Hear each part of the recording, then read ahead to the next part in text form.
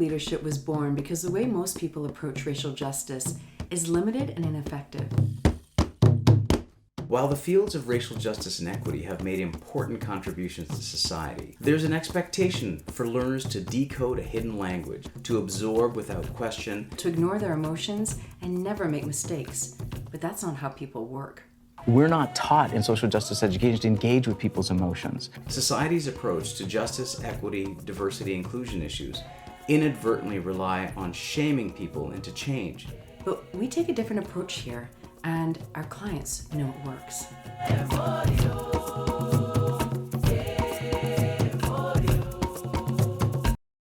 Since 2007, our boutique consulting firm has been teaching an approach to racial justice that we call deep diversity, which centers compassion and understanding instead of shame and blame. It's an approach that has inspired community through meaningful conversations where people from all identities and backgrounds experience the freedom to be themselves. Because we know when people feel a sense of belonging, they're healthier, they take more risks, they're more productive, they're more creative. And so belonging, I think, is a birthright, something that we should all have access to, but because of people's identities, many people don't. Our deep diversity approach has transformed organizations and created inclusive workplace cultures. And it's allowed us to share groundbreaking research with the world. Today, we're a trusted firm on the front lines of justice, equity, diversity, and inclusion work. Supported by a team of people with deep experience in community practice, academic research, and compassion. Each of them shares our belief that when people are in environments where they matter and belong, the extraordinary is possible. The seeds of that belief were planted more than 2 decades ago in 2001, in a historical moment that feels a lot like the moment we're in right now, chaotic and divided. What came down though? What came down? We crashed. The other trade center's down. It's down. Anahid and I met in 2001 after 9/11.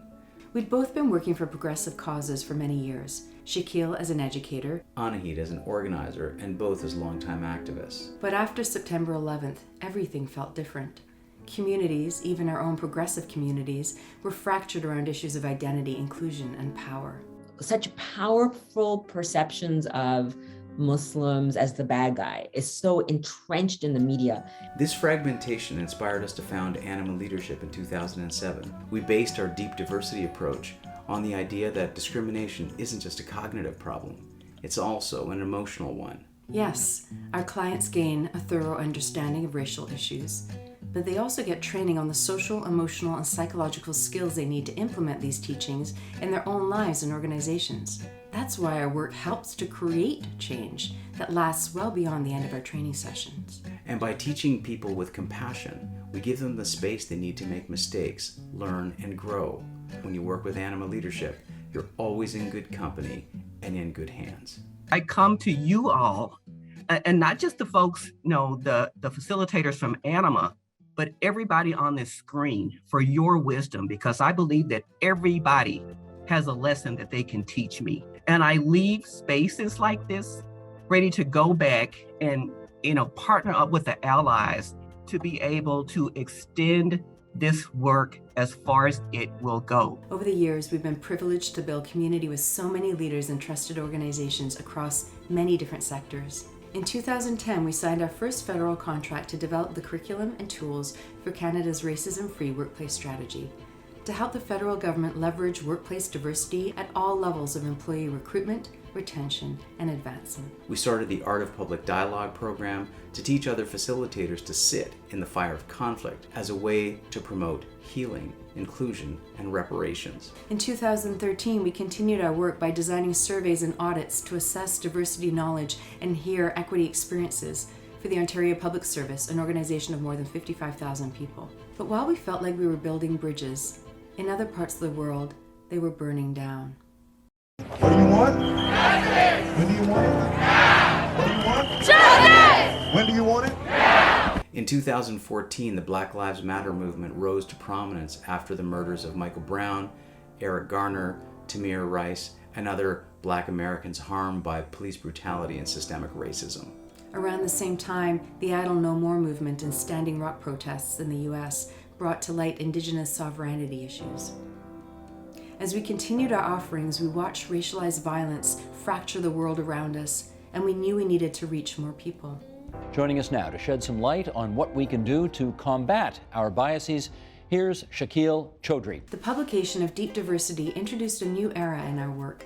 Releasing the first edition of Shakil's groundbreaking book gave us a way to share Anima's approach with a world that sorely needed it, while solidifying our approach to courses and consulting and laying the foundation for all our justice, equity, diversity, and inclusion work to come. Breaking the Ocean, Anihid's memoir, came afterwards in 2019. This was the first of her books translating everyday racism for ordinary people through another channel. Story, the universal equalizer. But with the onset of the COVID-19 pandemic in 2020, we transitioned our courses and consulting to the virtual space so we could continue this important work even as the world shut down around us.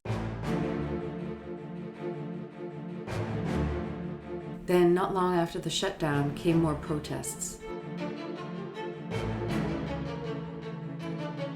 In 2020, the murder of George Floyd showed the world the ugly truth of systemic racism and forced more organizations than ever to focus on justice, equity, diversity, and inclusion work. In 2021, the discovery of thousands of unmarked graves on the sites of residential schools across Canada brought the history of Indigenous genocide front and center as well. Like all those years ago in 2001, it felt like a moment that needed action.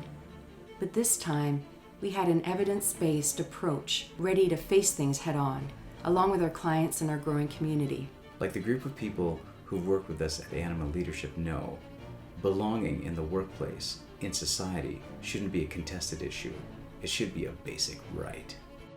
After the events of the past year or two, the Black Lives Matter movement, a pandemic-era rise in hate crimes towards Asian Canadians, the Islamophobia that we saw earlier this year in London, Ontario, well, the conversation around racism has changed, and people who want to make a difference are looking for answers.